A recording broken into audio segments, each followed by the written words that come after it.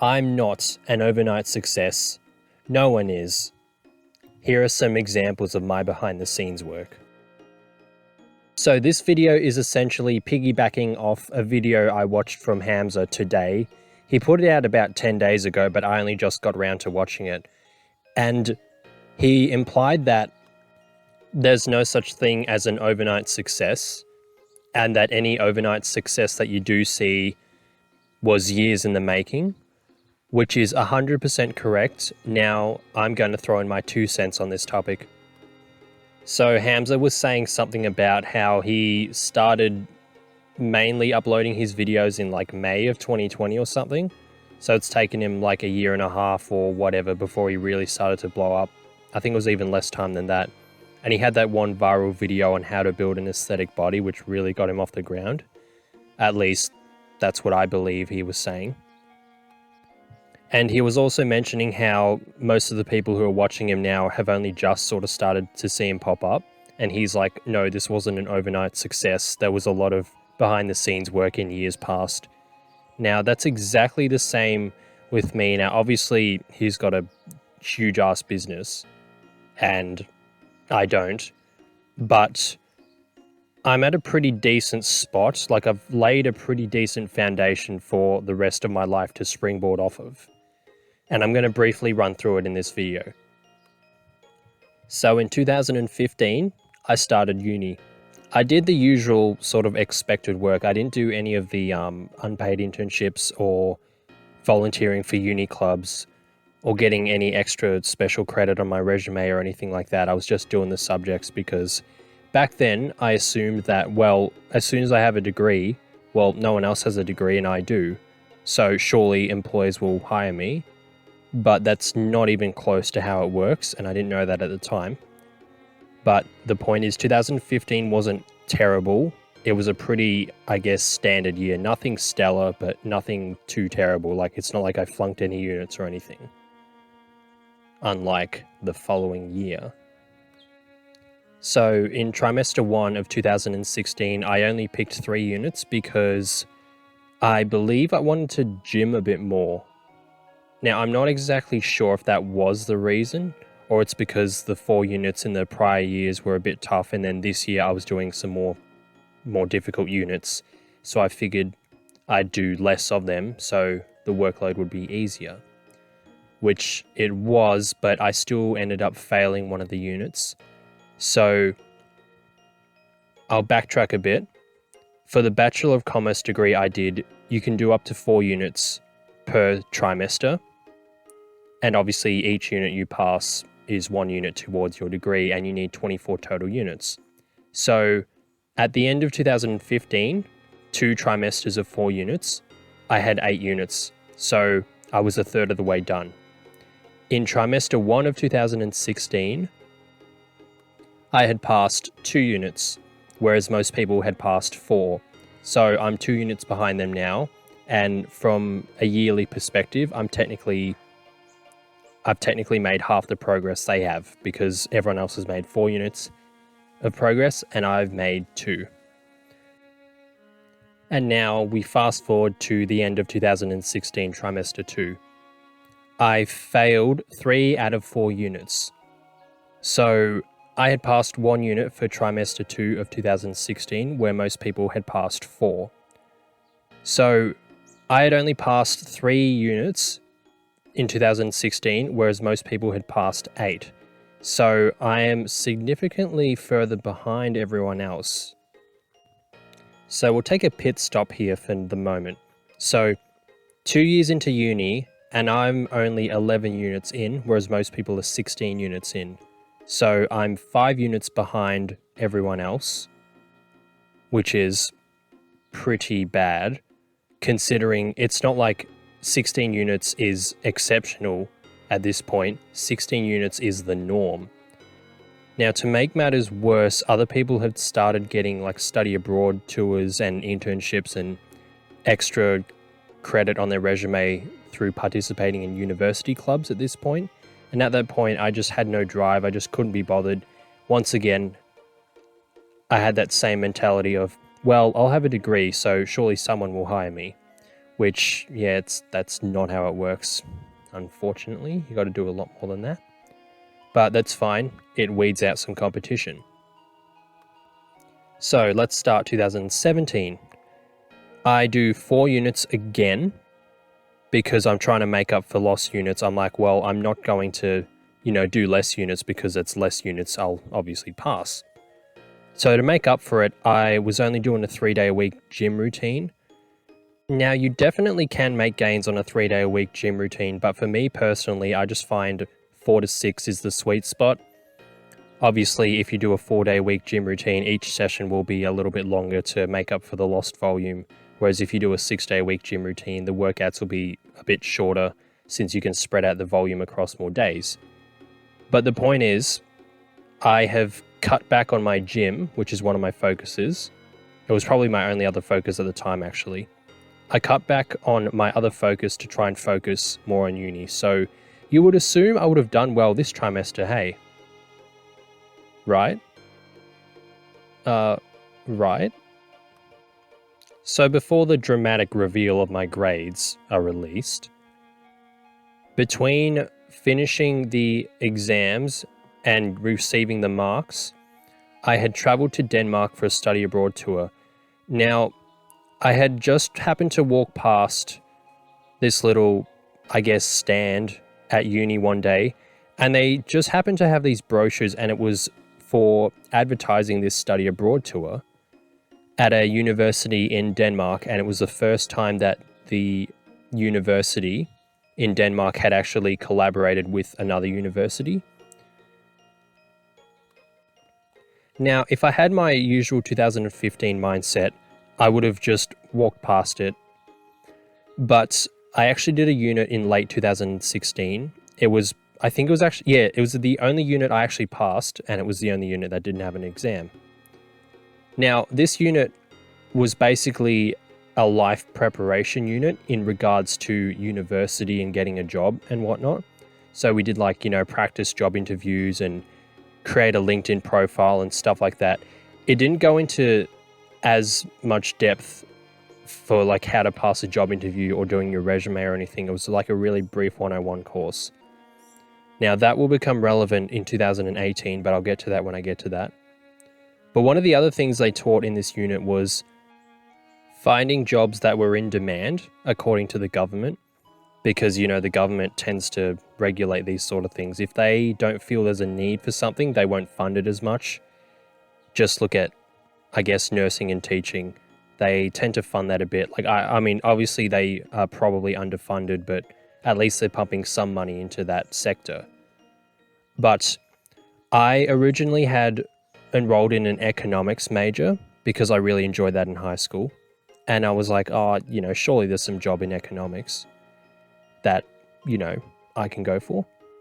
But then I looked at that government statistics website, and it turns out the government hadn't really projected much job growth for economics. There was still some there, but it wasn't really going to grow much. And obviously you're going to have more competition each year because more and more students are leaving high school and pursuing their own ambitions and career goals. So that was a little bit worrying when I first saw that. So then I kept scouring around and I saw that accounting had a pretty good projected job growth. So I had switched majors there. So at least there was that for 2016, and at least I figured that out before it was too late. So with the whole 24 units thing, you've got 10 core units that you have to do. And then you had to get 6 units from each major. You had to get 6 units in a particular major to get the degree with that major, if that makes sense. So at the current time of doing that particular unit, I only had 11 units that were complete. So I hadn't gotten too deep into economics or random electives. So electives are subjects you can do that don't contribute to a particular major, but they still contribute to your particular course. So for example, if you strictly just do an accounting major, you would need your 10 core units. And then you would need another 6 in that accounting, specifically for that accounting major. So that's 16 all up, but there's obviously 8 more units to go. So you can basically just fill that with whatever subjects you want. So fortunately, I had figured out that I should switch to the accounting major before I was, 18 units deep, and then I had no room to switch my major because the university isn't really just going to remove units for you. I don't believe how that works. And I don't know if you can actually restart at that uni with that same degree, if that makes sense. Like, I didn't know if that was an option or not, but even if that was an option, that's a very lengthy and expensive course correction. So at least I figured out to switch to accounting beforehand. So I backtracked there just to show that 2016 wasn't a complete write-off. But another reason I backtracked is because in that same subject, we learnt that employers will differentiate your resume based on like extra resume credit, which would include things such as study abroad or volunteering at clubs or actual work experience, that kind of stuff. And I was like, oh, study abroad, I don't know about that. But then that planted the seed in my head, and then that seed started to grow once I saw that flyer. Like, I didn't just see that flyer for the study abroad program and I was like, oh, yeah, let's enroll. Like, I mulled over it a bit and thought about it. So I got accepted into it, but the only reason I got accepted was because they had room for 15 students and only 14 enrolled, or 14 or 13.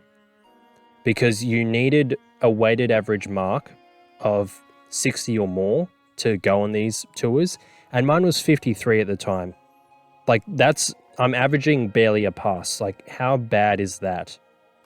So I was very lucky to even get into this program. And when we gave our feedback, they were asking what they could have done to advertise the, program better. And then we all said, well, we just happened to stumble across it accidentally, really. Like, that's how most of us found it. So you could have advertised it a bit better. But fortunately for me, they didn't, because this study abroad tour would lead on to really separate me from other candidates in job interviews. But let's not get ahead of ourselves. It's around early July in 2017. I'm halfway around the world with a bunch of people I've known for less than 2 weeks, and the sole reason I'm there is to represent my university in their first ever exchange in Denmark. Now, we get our marks and I failed 3 out of 4 units again. That's 2 consecutive trimesters of failing 3 out of 4 units. So I'm a collective 2 of 8 in the finals in the last 2 trimesters. And to make matters worse, as if that wasn't bad enough, I receive an email from the university shortly afterwards. Now, I can't exactly remember what it said, but essentially it said, pick up your grades or we're going to kick you out. We don't think you're cut out for this. We're putting a restriction on your course. Now, this restriction meant that if I did 4 units, I had to have passed 3. If I did 3 units, I have to have passed 2. And if I do 1 or 2 units, I have to pass them both come the end of the trimester. So when it rains, it pours. Kick a man while he's down. Probably the closest I've ever gotten to crying in public. Now, we got our marks when we were at this, we're on lunch break, and we all happened to have our lunch around the same area, and it was like in the sort of room we were learning at. It was like a workshop thing, like an electronics engineering workshop. The reason they opened it up to like commerce and art students was to basically show that we can get along with people from different mindsets. I thought it was a bit of a stretch, but I'm not complaining because I got to go on a study abroad tour. But one of the girls in the group was like, hey, are you okay? Like, she sounded genuinely concerned because I just know that she could tell I really wasn't having a good time right then and there. So at that point, I had considered switching courses.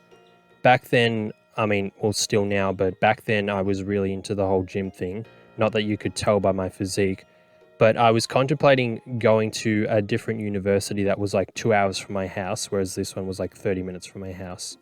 and doing a nutrition course just because that was the only place that offered it. Like that was like the nearest place that offered it. Because I was like, oh, I like this whole gym thing. At least I'll actually want to learn about this. Because at this point in time, I had kind of enjoyed the whole businessy side of things, but I wasn't too driven because I was, in a way, expected to go to university. Like, ultimately, if the choice was up to me, I still probably would have gone, but even if I didn't, it's not like I had a choice, so I think that may have played a factor in why I wasn't doing so well. So I mulled over it for the rest of the study abroad tour, and I was also a little bit paranoid that I was going to fail this unit too, and then I would have gotten kicked out because that counts as one unit that you failed, so yeah, that wouldn't have been good, hey. But passed it, and I don't really think you can fail anyway. One of the guys in the group was saying how even if I did fail, the university would manipulate the marks because they don't want it going on their record, hey, our representative student went over there and failed. Like, that doesn't look good on the university, and they don't want to tarnish their image. So, yeah, but the point is, didn't fail, got back to Australia. And this time I only did 2 units, and I was like, really like feeling the pressure the whole trimester because I was like, I can't fail a single one of these. And I really cracked down during exam time and I got it done. So by the end of 2017, I had a total of 15 marks to go towards my degree because in 2015 I ended with 8, in 2016 I ended up with 11, and then I'd passed 1 unit before in the first trimester, which is 12. I passed the study abroad, which is 13, and then I passed these 2 exams, which is 15. But guess where most people are at that point? They're at 24, they're done. So they're done with their degree, and I've still got at least another year to go. So I hope you're starting to see the point now where you see where I'm at now, but it wasn't even close to being like this. I'm definitely no overnight success, not by a long shot. So the start of 2018 rolls around. I go to Los Angeles with my mate, and this is relevant because while we were over there, we were talking about, like, we enjoyed the trip, but we were talking about how we were keen to get back because we had new gym routines we were going to go into. So at this point in time, daily undulating periodization by Dr. Mike Zordos was becoming a thing. And we were all excited to try this new gym routine because the studies had shown that it was better for muscle growth, which, like, it is, but I don't know how much of a difference it would really make if you're doing everything else right. But the point is, we were excited, like really excited to try out this new gym routine. And I was really excited to get my shit together in terms of my career. So when I get back, I speak to a career advisor, and I was looking at just enrolling in general electives. Like, I enjoyed human resource management and marketing because they were easy subjects back then. So you got to remember at this point in time, like, yeah, I'm a lot more driven than I was, but that's not saying much. But I just wanted to make sure I got my degree. Now, the career advisor had suggested that I pick up 2 units in particular, corporations law and income tax law, fundamentals of income tax law. Point is, 1 unit related to companies and their law, and the other unit related to people doing their taxes. Now, the reason they recommended this is because these units go towards credit for getting a CPA accreditation, which is what I'm doing now, which is something I had, I'd thought about it in the past. I was like, oh, look, it's something I'll probably eventually have to do, but I just figured I wasn't going to do it until I was like 30 because I'm like, well, I've been through a primary school, through high school, straight to uni. I want a break from education because back then I was a little bit on the lazier side. And I also figured, well, I don't need to do any extra credit for CPA because by the time I get into it when I'm 30, they're not really going to look at this stuff. But they're the career advisor. They know what they're doing. So I enrolled in it, and they were very persuasive too. So yeah, that helped. There was another unit they recommended, which was business finance, but that was a unit I had to do for my accounting degree regardless. So there's that. I do 3 units in the trimester instead of 4 because I know my boundaries, and these are like you know, we're getting into tax stuff now and towards the like higher level accounting subjects. So this is real hard shit we're doing right now. And just remember, at this point in time, I'm a notorious dumbass amongst my friendship group. Like, they never actually said it, but it was clear as day, right? And we had this income tax law like midterm assessment, and I beat my friend who was on the more intelligent side. And it was funny as because he was talking to another one of our lawyer friends, like him and I were doing accounting, and then our other friend, she was doing law. And he was like, I can't believe that he beat me in this. And then she's like, how did he beat you in this? And then she messaged me, she's like, how the fuck did you beat Joel, you know? And then for one of the corporations law assignments, I got 92%. It was like 37 out of 40. I don't know if that's exactly 92%. It was 92 or 93, but they gave me that as the mark. And one of our other friends who was in my group was doing that subject with me. And I think he got like 38. So he did beat me, but this guy's like a genius too. So like at this point, like a year prior, I was just the group dunce. And now I'm like on the same level, if not exceeding some of them, because at this point, I've got the kick up the arse that I needed and I'm getting my shit together. So the end of trimester 1, 2018 concludes, and I have passed another 3 units. So at this point, I've got 18 units in my degree. Now, during the trimester break, which is the time off between your last exams and the start of the next trimester, the university was holding various workshops for different reasons. So one of them was like how to do your resume. One of them was how to get like your better LinkedIn profile. Like we kind of learned the basics of that stuff in that other unit I was telling you about at the end of 2016. But this one was like really going in depth. So I went to one, how to do your resume. Second one, how to make your perfect LinkedIn profile. Third one, how to do a cover letter. There was another fourth one. It was like how to do job interviews. And there was a fifth one as well. And it was like a networking marketing event thing. Now, I didn't really have too much of an interest in networking because I'm sort of introverted when it comes to that stuff. Like if people come to me and talk, I'll talk. But at those things, you're the one who needs to be extroverted and proactive. So I didn't really have too much interest in it, but I rocked up anyway.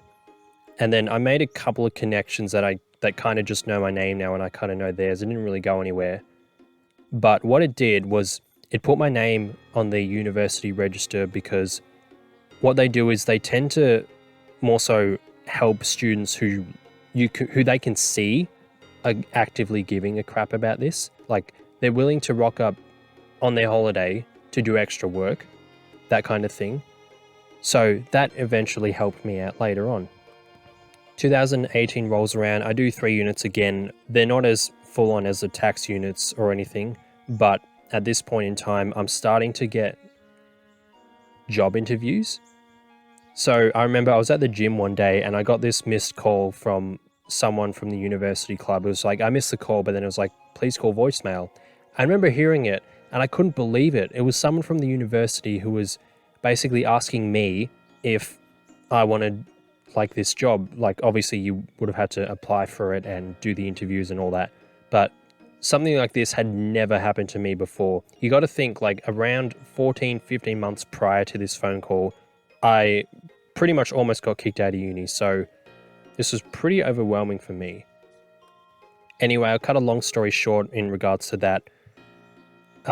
Applied, went in for an interview, got the job, which will be elaborated on eventually. But I finished 2018 with 21 units and a job. Where was I in 2016? Like 11 units. Where was I in 2017? 15 units and no job and teetering on the edge of being kicked out. So talk about turning the tables. 2019 comes around.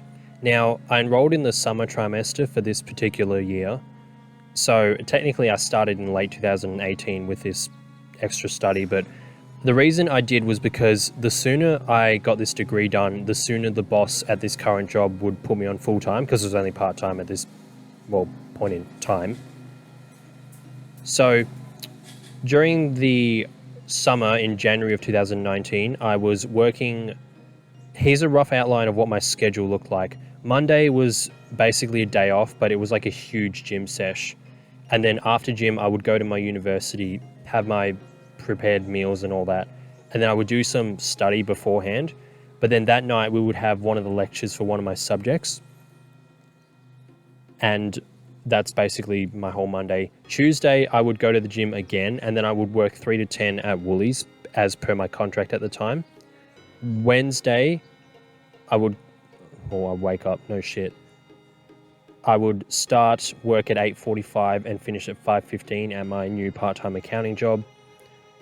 And then Wednesday night around 6:30 to 9:30, I would have my Cert 4 in fitness study. So that's something I didn't mention. In late 2018, I was just listening to some podcasts, and then I got the idea of being a personal trainer part-time on the side. I told arguably my best friend about it, and he was like, I was thinking kind of the same thing. I asked some fitness chick we knew who had her Cert 4. I was like, where'd you get it? She said, oh, so-and-so at this place. I went in just to ask questions, and then before I knew it, I was signing up. And then my mate ended up signing up later that day, I believe. But the point is, I'm also doing a Cert 4 in fitness at this point in time. So that's my Wednesday. Thursday, 8:45 to 5:15 at the accounting job again. So those are just my 2 days done. And Thursday night, I would have basketball. Now, the times would vary, but if I had a later game, I would go to the gym first, which would really interfere. Like, there's one game the coach is like, oh, did you have a big day today? I was like, yeah, I did. He's like, yeah, I can tell. So I didn't realize it was that obvious that I was knackered. So that's my Thursday. Friday, I would go to the gym. I'd get a bit of a sleep in. I'd go to the gym around 11, and then I'd leave around 2-ish, 2:30-ish, and then do my 3 to 8 Woolies shift as per my contract at the time. Saturday, every second Saturday, 9 till 4, we'd have the Cert 4 class. So the way the timetable worked and to get your hours for the accreditation, the way the classes worked and blah, blah, blah, was every second Saturday, it was 9 till 4, and we'd do some theory in the morning, and then we'd go out and do a prac later in the day. And after that, I would work 5 to 10 at Woolies. So often I'd bring my Woolies stuff and just hope I didn't get too sweaty, because there wasn't really much time to go home and shower before then. Like before my Woolies shift. So there's that. Sunday was 8 till 5 at Woolies back then. At one point it was 5 to 10, but I believe at that particular point in time I was doing 8 till 5. Purely because I remember working with certain people and I wouldn't have seen them otherwise if I worked at night. Actually, that's correct, because I remember doing 5 to 10 on Sundays in early 2018, because I remember rocking up to a corporations law lecture, and the lecturer was like, can you be at all of these lectures? Because she's like, only serious people here, no muckabouts. And I was like, yep, I work late Sunday night, but I assure you I'll be here at 9 o'clock every Monday. And there was another guy in the class who was kind of around the same area where I was working, and he didn't end up committing, although I think he ended up finishing his degree regardless, but maybe he did it online or something. But the point is, I'm doing 8 to 5 Sundays at this point. And I believe I gymmed Sunday night as well after that. So yeah, that's a pretty full-on routine, and that went on for a few months because that's how long my part-time accounting job lasted. I got let go because I had also picked up an internship at the Australian Taxation Office. Now, one of the ladies at one of the groups in that workshop I did, she had obviously gotten wind of who I was and how I was really trying. And in one of the interview questions we were doing, I mentioned how I wanted a job around the region I worked in. Now, she was trying to get an answer out of me saying, oh, I want to give back to the community or whatever. But the real reason was because I just didn't want to travel an hour to work, like back in the major city. I just wanted in, the sort of local region. But an internship popped up at the tax office in our local region, not the one in the capital city. And she was like, maybe I'll try this candidate because he seems like he'll care. So went for it, got it. And then the boss found out, obviously, and then he wasn't happy about it, which I thought he would be, learn more, help out the firm. But I think he saw it as my foot was half out the door, I'm going to leave. So he's like, all right, we'll get out of here then. But that's neither here nor there. So I ended up passing those 2 exams I was doing in the summer. So at this point in time, around February of 2019, I am 23 out of 24 units done. So I'm almost there. And this internship was my last unit too. So I finish the middle of 2019, like I finished my degree then, and I'm done. Now, you wouldn't have thought I would have gotten to this point based on my performance in 2016 and 2017 now, would you? Now, I remember going to this small gathering after I graduation, because after I graduated, it was literally only one other guy left in the group who hadn't graduated, and he wasn't set to graduate for a few years because he was sort of doing a double degree with law part-time. So a normal double degree with law takes probably about 5 years or so. So he's doing it part-time. So as you can imagine, he's a little bit away from graduating at this point. So in a way, this was like, we're all done. And I remember one of my mates, we walked outside, it was just him and myself because he was leaving or I was leaving or something. And he's just like, look, I'm really proud of you. I really didn't think you'd get to this point. And I was like, look, man, I know. Like, this is crazy. Like, I made it. Like, can you believe it? So I'll just take another little pit stop here. So as you can see, there was a lot of behind the scenes work to get my degree, basically. It wasn't just some smooth linear line. There was a lot of ups and downs, like a roller coaster. So later in 2019, I'm getting bucket loads of job interviews because I've got an internship at the tax office and I've got a little bit of experience at another firm part-time, and I've got study abroad tour experience. And another thing I didn't mention that whole time was I was actually doing secretary work for a university club, but I'll elaborate on that in another video because I think I've spent so much time talking about just my career as is. But, that's like 4 points of experience more than what a lot of people would have. Eventually, I get a job late 2019, so I start my first ever official full-time job. Exciting stuff. And this job gives me a lot more work to do as opposed to the other one, which is great. But then Corona happens and I lose that job. Sucks, but we'll get back up on our feet. I get an email from the university because I'm part of like the alumni program. So it's like once you graduate, you're not completely done with it. Like you're still sort of involved, if that makes sense. And I get an email and it was the university, I guess, advertising these short courses known as graduate certificates. So they're like above a degree. So they're like harder in a sense, but there's only 4 units you need to do. So I was like, oh, interesting. And one of them was a graduate certificate of artificial intelligence for business.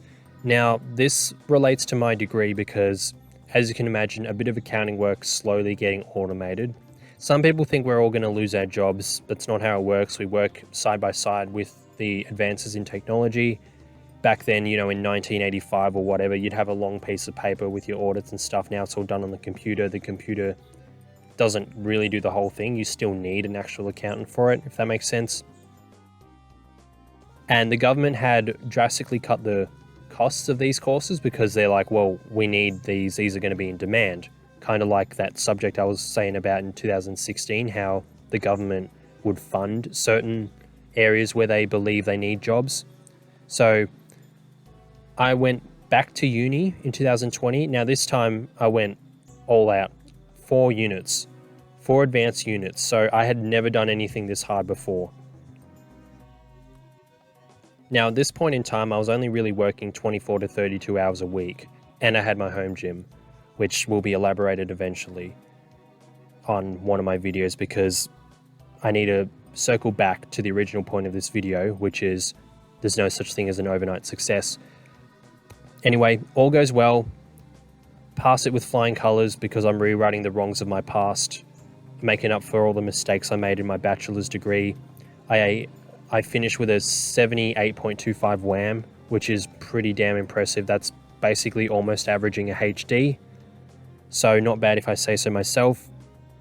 Literally after my last exam, I have a recruiter, like a missed call from a recruiter asking me about a job. I told myself I wasn't going to get a job again because I was quite disheartened from losing, two accounting jobs consecutively. But I was like, oh yeah, I'll try. That didn't work out, but then she had my contact from there, and then she called me up again a couple of months later about another role, and I went for it and got it, and that's the current role I'm still with today. So we're at the start of 2021 now. I'm starting another full-time job, and it's kind of like not really a higher up role, but in a way, other people will, I guess, come to me if they've got account queries, because this is like private accounting, which is where you do the accounting for like a particular business, whereas the other two jobs were public accounting, which is where anyone can walk in and say, hey, can you be the accountant for my business, or hey, can you help me with these taxes or whatever. And I had also started my CPA studies, and but before CPA started, I did this tax specific unit because I needed to arm myself with as much knowledge as possible, because if I can't get experience, at least I'll get education. So fast forward to the end of 2021, I've got a full year of experience, and I've got 3 exams under my belt, a tax specific unit and 2 CPA units. Geez, all right. Sorry if that was a bit long, but I hope it illustrates the point that I didn't get to where I am just overnight. There was a lot of behind the scenes work. Now you may be thinking, oh, like what overnight success? Like you're a nobody. Well, yes, you're correct. But I see a lot of you guys are sort of on the younger side, or you haven't actually completed your degree yet. And you're seeing me, I've completed my degree and everything looks all hunky-dory, I'm on the right track. But it wasn't always like this. So you may look at me and be like, oh yeah, everything looks fine, he's got his degree and all that, but like I've kind of just sprung up in your feed out of nowhere. But yeah, it wasn't always like this.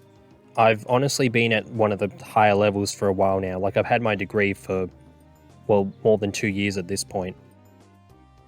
Like just to circle back to Hamza, he was saying like a lot of his videos, like his main viral one, he had the idea for it, or at least he made it a few months beforehand.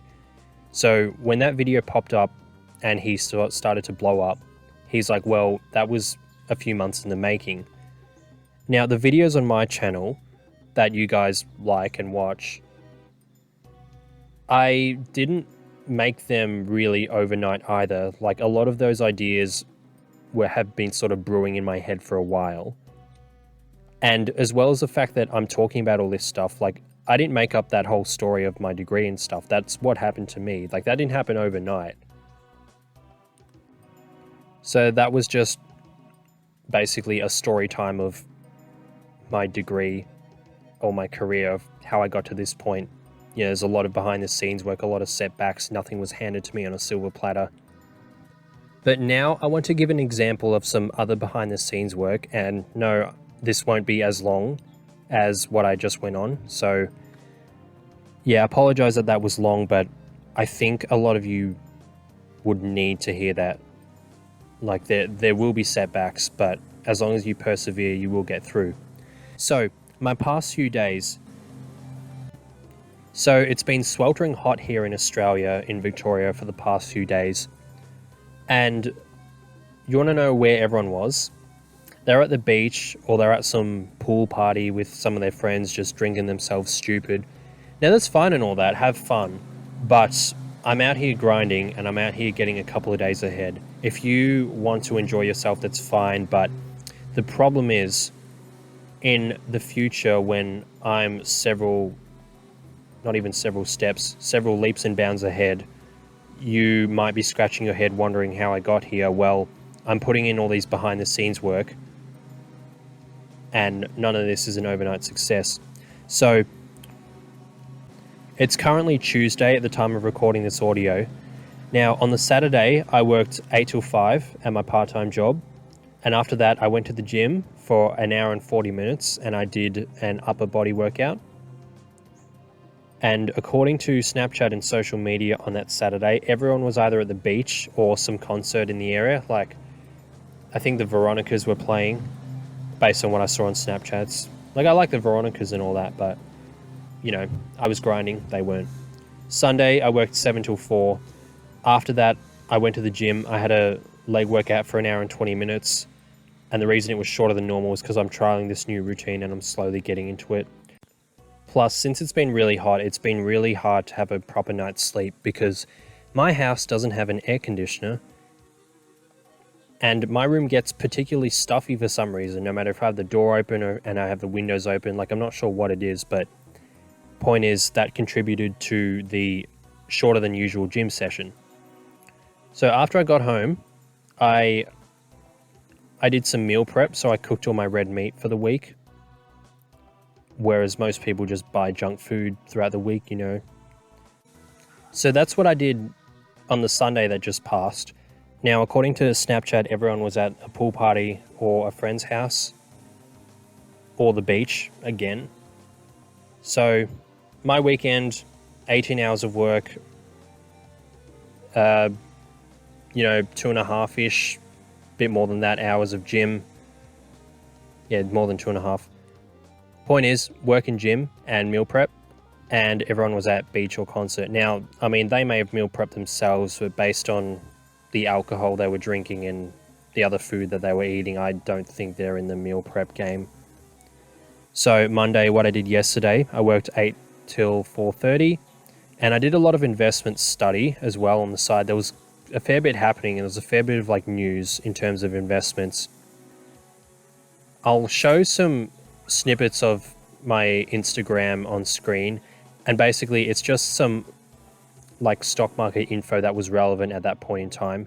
Now, the reason I don't really put too much of that info in their own separate videos is because by the time I get them out, it'd be kind of outdated information. Like, even at the time of making the Instagram, it's a little bit outdated, but the point is, did a lot of investment stuff, and then I also had a woolly shift 6 till 10. So I worked 2 jobs and did a fair bit of investment stuff. And what did everyone else do Monday? They probably had work, but most people don't gym or do the whole investment thing. Now, I don't mean for that to come off as condescending or anything, but I know that you guys are putting in the work in various other aspects of your life, and other people aren't. And I think that it's easy, especially at the age most of you guys are at, you get the feeling that it's not worth it and you're getting nowhere with it. Well, look at me. Like, you'll get there. You just got to sort of stick with it. So today I worked 9 till 5 because I started a bit later because I wanted to get some extra sleep because I finished work at my Woolies job late last night. And when I got home, I did about 20 plus pages worth of study notes. So I went through 20 pages of our textbook for Australian taxation at CPA, and I basically did some summary notes on 20 of those pages. So a fair bit of study. And during the day, I had a chat with a recruiter as well. So I'm not leaving my job, but a recruiter had basically emailed me and said, hey, I know you might be happy at your job, but it doesn't hurt to talk about this other potential role. Now, this other role is for an accounting firm that does work for ASX 200 listed companies, so they're quite big. They're bigger than the firm that I'm working for right now, but I'm happy where I am now. But the fact that I was getting proactively recruited for a job like that just goes to show how good my resume and current progression in my career is. Like, just think back to 2017. Do you think a recruiter would have ever considered me for that kind of role? Hell no. Now, another thing I did was I scheduled a call for some medical trial. Now, I signed up to like some, I guess, not really a waiting list, but I put my hand up for like studies, like where they test all the medicines and whatnot. And they reimburse you for your time, and I figured it's a good, way to make some extra money, and I figured it'd be fun, and if I can help others out, then yeah, why not? Win-win all round. Now, the reason I brought that up was because you need to be healthy to partake in those clinical trials. Now, when they call me, because obviously they have to call you, you can't just put your hand up and just walk right in and they jab a needle into you and see how it goes. Like, they got to call you first. Now, when I tell them about all the nutritional stuff and my exercise routine and all that, and my height and body weight, they'll see that I'm pretty healthy. Whereas anyone else, probably not. They're probably not the healthiest people, so they're probably not going to get selected for a trial since they're at higher risk of adverse side effects. And I think I can potentially get reimbursed for about $1,400 for this. So I'll be getting paid $1,400 to have a few needles jab into me. Like, that's easy money. So do you understand, guys? See how this is automatically 4 days of extra work? Like, yeah, I mean, not like the competition is doing absolutely nothing at the moment, but they probably haven't done this much in the last 4 days. Like, they probably had 2 days of work, Monday and Tuesday, and they may have had a gym session, but they may not have had 2. And they definitely didn't have, like, I had 3 woolly shifts and 2 corporate shifts in this 4-day stretch. Like, they probably didn't work that much. But do you see how this is just other behind the scenes work? Like, that recruiter chat and signing up for that medical trial, like, those are some things you don't plaster on social media. And, like, you don't really plaster work either, but I guess that's a given for the most part. Like, people just have work and they just go about their career. But, like, there's study as well. Like, that's some other behind the scenes work that most people just don't see. So I'll finish up on that point. I hope you get the idea that there's a lot of other behind the scenes work that goes into this whole grind that you may not see. Now, I wanted to circle back to Hamza's video, and at one point he said his life is about being a party animal. Like, his life was all about being a party animal, but later on he didn't attract as many girls later on. He lived that typical aesthetic lifestyle. Now, as for me, I wasn't really into the whole party scene because I lived so far away from any parties and I didn't have my license for a bit of uni, which is another thing how I was significantly behind everyone else, but eventually it'll be elaborated on. I was, proper loser for a while, hey.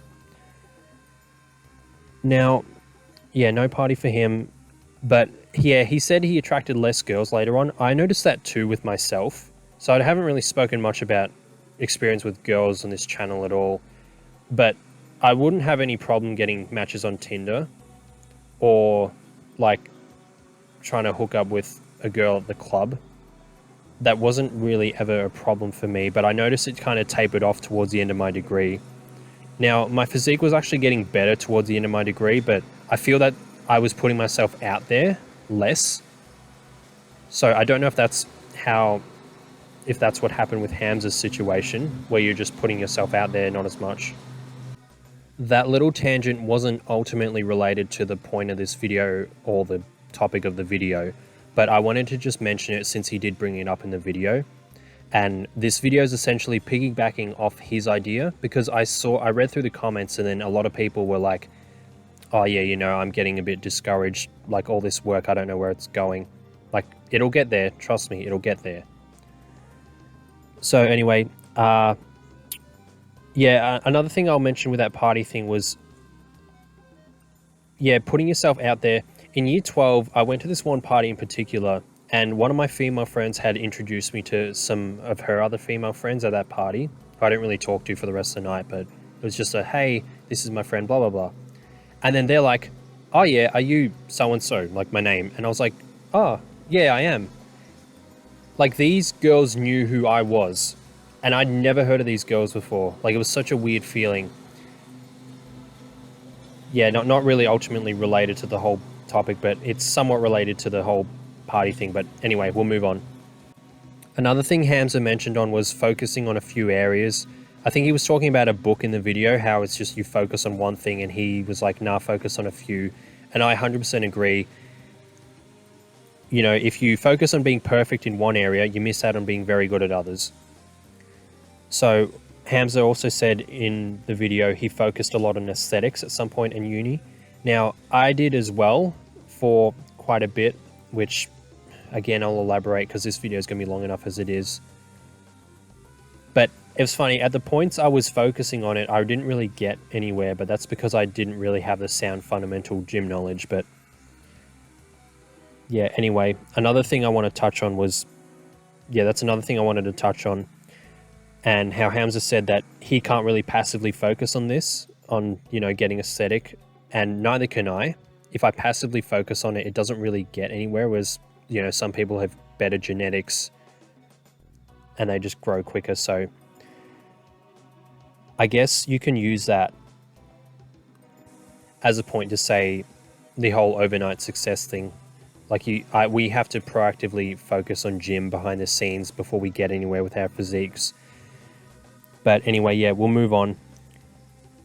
So yeah, Hamza was also mentioning in the video, I believe, how he was focusing solely on his business at one point, but then also focusing on gym beforehand. So from my perspective, personally, like I've got the gym and the career focus. And I mentioned in the other video, which I'll link up here, how I've got 6 main areas that I'm focusing on. Now, some people are a little bit worried that you'll spread yourself thin. Now, if you focus on being perfect at one area of your life, you miss out on being very good at many others. So, for example, if you're the head executive at some massive corporation, it'll take up all of your time. So now you're out of shape because you can't go to the gym. You don't know what's going on in the stock market, so you can't really make any good investments, which can be nice passive income.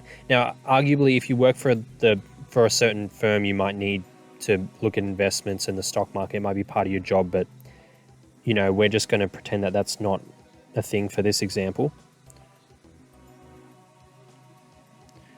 You also can't detach yourself from the same circle of friends you have, or the same circle of acquaintances and co-workers you have, since you're at that job all the time. Whereas, you know, you can split it up if you work 2 jobs like I do, or if you're involved in a side hustle in, I guess, self-improvement like I am, then you can interact with other people, which is a nice break from your own little social circle. And another example on the flip side is if you do absolutely nothing but gym all day, like you'll have no spare money, you'll have no like real resume credit for like a career or a job or anything, but hey, at least you can bench 150 kilos. Now again, I don't mean for that to be condescending, but I think it illustrates the point of you guys that you may be hyper focused on gym. Maybe you should probably take a step back from there and then focus on other areas as well. Like you only really need to gym, like even if your gym session is 3 hours, which is probably still too long, but that's 3 hours out of your day, and you can just focus on your studies or your other job or whatever for the remainder of that day, just as long as you have all your meals in place. Like you can focus on gym and focus on other areas is the ultimate point I'm getting at. Another thing is if you try to focus too much on investments and you become like a day trader, well, in the economy that we're in right now, if you're a day trader, you're pretty screwed because there's really no money to be made at the moment. Another thing is if you're just focused on working just at your jobs, there's no real end game, and like you just keep working your whole life. Like, yeah, that is an option, but ultimately there should be an end game to it. Like, can you work 2 jobs until you're 70? Like, you might be able to. Like, I enjoy the grind I'm on now, but there's a means to an end for this. Another thing Hamza said in that video is he said that all the projects that you've been working on that haven't really gone anywhere, or the things that don't work, it's all part of the journey. It's all part of your, quote, overnight success, all the failures you've had. And I mean, that's correct. Like, I sucked at exams, I sucked at uni, and I sucked at gym for a bit too, which I'll elaborate in a future video, or you can check out the video that's popped up on screen right now. It shows my transformation. Like, it's all part of the journey, and it's all part of your behind the scenes work. Another thing I want to touch on is there's a book called The Millionaire Fastlane. And one of the ultimate points in the book is if you just sacrifice 5 years of your life and you grind on a business or a project or something like that, you'll get more freedom for the rest of your life as opposed to, I guess, grinding at your regular 9-to-5 job or whatever. Now, there's a lot to unpack here, but I'm going to keep it short. So, yeah, if you work harder at a business or a side hustle or a project or whatever, that will have exponentially more income potential than your usual 9-to-5 job, but I actually enjoy the 9-to-5 job life, and it's a lot more stable and secure. So even if I did have some sort of project or some side hustle that blew up, I would still honestly probably stick with my full-time job. So that may seem unrelated to the topic of the video for some of you guys, but it does relate to the fact that there is no such thing as an overnight success. Like, there are various behind the scenes work you can put in. Another quick thing I want to mention is you can't be busy and broke. You can be busy and rich. You can be broke and have time, but you can't be busy and broke. So if you're really busy, you'll have some money, and then you can use that money to trade in for some time. So I'll start wrapping this up here. As mentioned in the video, I almost got kicked out of university in 2017. And today I'm being proactively approached for jobs for big firms that work with some of the biggest companies in Australia.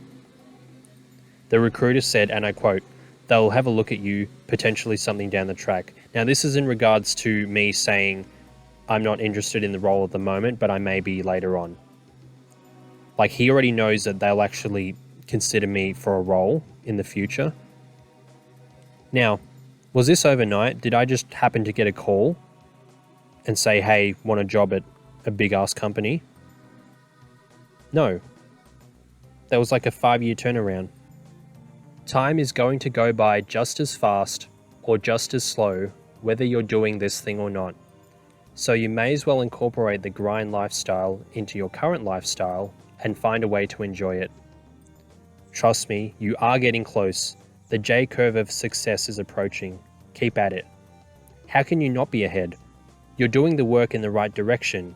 You guys are going to the gym, you're studying, you're working on a business, you're getting ahead in your career, or at least you're on the right track to getting your career. Like, there's no way you're not ahead. Your competition is too weak, to be frank. They're not putting in this work. You are. There's no such thing as an overnight success. There is such thing as a 5-year success. Keep your eyes on the prize. We're all going to make it. That is all.